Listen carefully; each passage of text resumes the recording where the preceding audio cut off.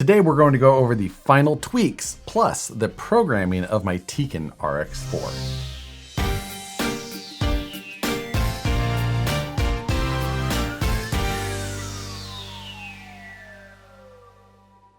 What's going on, everybody? Welcome back to the final episode on my Ultimate Bomber build. What we've done up to this point is we've installed a high altitude performance rear section of the bomber cage, which replaces a lot of the plastic that goes in the back, gives us a ton of suspension travel back there, integrates in their own sway bar design as well, moves the shocks around. And when we did that upgrade, we also grabbed the high altitude performance skid plate and transmission set. Now this completely removes the stock bomber transmission and converts it over to a specific transmission designed by high altitude performance that we've installed here. That transmission moves the motor much further down and forward. You can see the motor here sitting just above this piece of carbon fiber that extends from the front side of the skid plate actually. And that motor is a Tiken ROC412 HD in this case. I went with a 3100 kV motor. I really like those Tiken ROC4s. They've got great low speed control and solid torque. Now the last piece from high altitude performance that we installed was also their front servo and link mount. That relocates the servo from the top side of the axle to behind and kind of lower, and then it gives you a set of new link mounts. Now, throughout that process, installing a lot of these parts has required us to change the geometry or parts in general on a number of different areas of this truck. I've installed Vanquish lower Yeti trailing arms, also made for the bomber. They had to go to the outside of the rear link mounts, a pretty simple change as far as that goes. But in addition to that, we've also changed every single link on this truck. Now the rear upper links are actually the same length as would be normally used on a bomber. These are some previous titanium links that were made by Vanquish and sold, but I've actually had to replace the upper rod end at the axle with a Traxxas Jado rod end, which is a good like 10 millimeters longer than a standard rod end that would be used on these links. So I had to change that on the upper side to give me a little bit more link length to get everything looking proper in the rear. That's because that skid plate does change the geometry in that area. Now up front, we also have made changes, and even since the last video. In the last video, I was talking about the suspension travel with the servo and the motor position. Everything was pretty tight, and as that servo was moving, it looked like the ears of the servo were actually probably going to collide with where the sensor wire was going to be on that Tiken ROC412 HD. So to remedy that and to do something that was suggested to me by Jake Wright, who's very familiar with this setup and has had a lot of miles going very fast in his bomber, he suggested that I push the whole front axle of this vehicle out. And I've done that at this point. I've actually extended it out until my wheelbase is about 15 inches dead on. That gives me a little bit more than a 1/4 inch of actual extension of the wheelbase. I think I'm around 8 millimeters total. So I kicked it out a little bit, gave myself a little bit of caster angle while I was at it. The links that I used were just an assortment of links that I had in my spare parts boxes, basically just checking, fitting, measuring. I don't have the exact lengths that I used just because I was kind of just playing around and I don't know exactly what I ended up on. Maybe I'll try and get some eye-to-eye measurements as best I can. You will see that these lower links have a bend in them. That wasn't necessarily what I was looking for, it just happened to be what link that I had that was closest to the right overall length. So that's what ended up on there. That extended wheelbase did come with one drawback that I have not tackled yet, and that is that the male section of the drive shaft doesn't have enough engagement in each end. So I'm gonna need to find two longer female sides of the drive shaft, try and get everything tightened up a little bit. This drive shaft actually will fall out, so that's why that needs to be updated right away. One other thing that I had noted in a previous video but have fixed at this point is that I put in a bent drag link from the servo horn to the knuckle arm because previously it was starting to collide with that servo mount. Now with that bent link in there, everything clears great, everything cycles properly. With that front end pushed a little bit further out, you wouldn't have been able to do that with the servo on top of the axle because the servo would have started colliding with all of the plastic on the underside of the front of this chassis. But with everything relocated, we actually have a ton of room. Everything clears nicely. It gives us more suspension travel overall. Pushing it forward also gave us a little bit more of a shock angle, which will increase the travel a little bit as well. If you haven't watched any of the other videos, I invite you to go back and do so. But as a quick overview of any of the other parts we did Vanquish Stage 1 kit all around, which is knuckles, C-hubs, and clamping rear lockouts. We've upgraded the front axle shaft with Vanquish VXD universals. They're rebuildable, super beefy 6mm stub. In the rear, we've used the Vanquish VXD rear shafts. Again, much beefier, much larger stub axle on the outside. We put Incision gear sets front and rear, machined gear set, a little bit stronger than the cast version that originally comes in it as well. Our wheels are some Vanquish Method 2.2s. Pro-lined Hyrax tires are fitted to there. We've got Crawler Innovation foams, both front and rear. We've got a dual stage set in front and a single stage setup in the rear. I've got all of the actual part numbers and everything that I used for that linked in the description below. You can check all of those links and find everything that I've attacked. The electronics that we've talked about so far already, again, the Tekin Rock 412 HD 3100 kV motor and the Tekin T360 servo is installed. Now, the one piece that I have not installed yet is this Tekin RX4. This is the ESC that I'll be using in this truck, and this is going to get mounted on the electronics tray that's mounted on the top side of this skid plate here. There's a tray that's made there. You could easily mount the battery there if you like, but it is a little bit more difficult to get into it. Instead, what I'm going to do is I'm going to mount my ESC there, and then I'm going to use the battery in the stock position at this point. Now, that will give me the ability for easier access to my battery. I'm going to be pushing the limits of this as far as performance goes, but I want to allow myself the convenience factor still of using the factory battery position. One benefit to installing the ESC onto that skid plate is that after that, once you remove the battery, all of the electronics will be attached to that bottom part in the axles itself with the front servo there.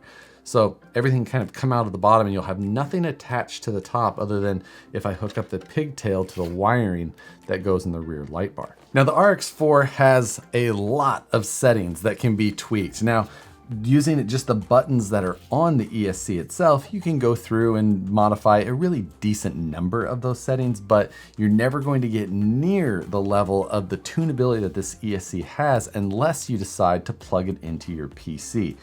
Unless you also want to use their Bluetooth programmer that you can do and then program from your phone. But for me, I plug it into my PC. I've got the settings that I like to run pretty well dialed. So I'm going to go through exactly my settings. I'm not going to use a much different set of settings than I do on a lot of these trucks behind me here.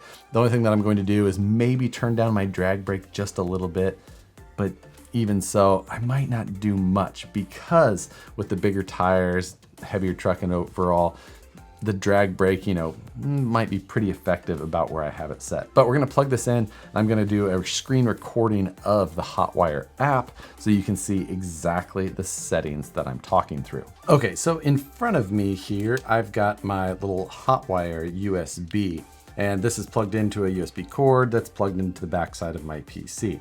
And then I've also downloaded and installed the Hotwire app, and that's the app that you see here in front of you. So when you first turn it on or plug it in, this is basically what you'll see. Take the pigtail from your Hotwire and plug it into the wire that you would normally plug into the receiver of your radio. You'll see that it begins to read the settings that are already installed or uploaded onto your ESC. And then this is the window that will pop up. Now, if you just got it, it'll have the stock settings installed. If you already had a settings file, you could go into the setup and then load a setup. That's what I'm going to do because I have a settings file that I like to use most. And that is the setup that I'm going to load. But then I'm going to go over all of the settings as they're being uploaded and adjust anything that I think may be needed. So I'm going to hit load setup, then load my profile that I like. So the dashboard here gives you a little bit of an outline of the settings. You can kind of see here what some of these are, you can hover over and it will give you an idea or a brief description from Tekin of how they're, showing each individual section. But going to setup, which is the first tab here, on the left here, you've got the per cell voltage cutoff. This means that it will see what voltage you're running overall, and it will hit that low voltage cutoff. Currently, this is set at 3.2. Generally, I actually like to run 3.0. That's something that I should update my profile to, but instead, every time I load a profile, I just end up changing that and then forget to save it out. At the very bottom part, you can see the voltage output of the BEC inside of the Tekin RX4. 7.4, almost all servos can handle 7.4. So I will switch it to 7.4 and get the most output that I can out of my Tekin T360. So this next slider tab here, this is to decide what style of running your ESC is going to be, as far as like forward only or forward with brake, then reverse. For me, I'm running forward, brake, immediate reverse. So that really doesn't give you like a brake setting on your trigger. You'll let off and have a drag brake, or you can hit reverse and it will just go immediately into reverse. So that's what I'm running on a Bomber. I feel like that is the most appropriate setting for this type of truck. I had the motor reversing clicked on this since the last time that I updated this profile. It was actually for my VS410 Ultra. For this vehicle, I do not believe that I need the reversing, so we're gonna unselect that. Going into the brake tab, I've got drag brake set at 50%. That's usually fine for what I do. Usually I run 50% or lower, sometimes 30 in those range, especially with a brushless motor like this. They've got a lot of drag brake power, so you don't have to run super high numbers. If you run those high numbers, you'll end up coming off throttle and riding on your front wheels, and that puts a lot of stress on other driveline parts in there. So 50% as much as I plan to run. Brake strength is the setting that you would actually have if you had a brake that you would use like in the reverse area of the throttle. Since we're not using that type, it doesn't really matter. I've got it set to off. Push control is another one that we don't really use in this type of truck. That's something where when you let off the throttle, it kind of slowly brings down the throttle curve rather than just doing exactly what your throttle shows. Again, not something that I'm going to use in this type of vehicle. Brake minimum, again, we're not really running brake, so not something we have. Brake frequency, I'm running at 12 kilohertz. Note that I do have active drag selected. This is something that allows you to have better control when descending. And then as far as RPM brake goes, I have that at 10. That is not a setting that I've personally played around with much though. Then going to the throttle tab next, neutral width 30, that's the default setting. I've never really touched that. Throttle level, max, we want all of the control. Reverse speed, also 100. I don't want it to hold back any of the strength in any of the areas.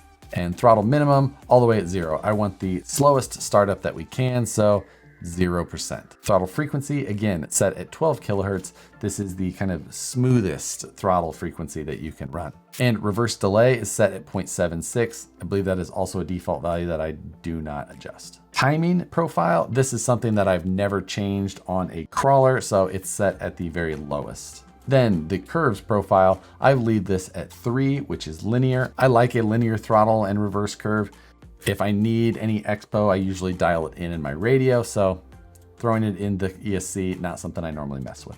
Once you've adjusted any of these settings, you simply hit this apply settings, hit OK, and it will upload any of the changes to your ESC. Now that it's saved, you can disconnect your ESC.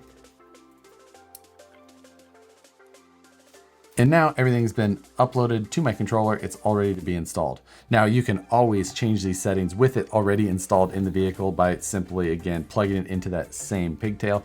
I always like to do it at least one time before I plug it in, just because it's easier to do it when it's sitting on your bench, but not totally necessary. So that gives you a good once over of everything we've done to the Bomber so far, exactly the settings that I'll be using in my vehicle. And the next time you see this thing, it should be out on the rocks. As far as I can judge at this point, this truck should be just an absolute beast going through the rocks at speed, slow crawling, just about everything. It should do it really well. This is a proven setup that's got a lot of hours on it, not by me, but by the guys who have put the most miles on them. So I'm excited to see exactly how this thing performs. It's going to be a far stretch from a stock Bomber.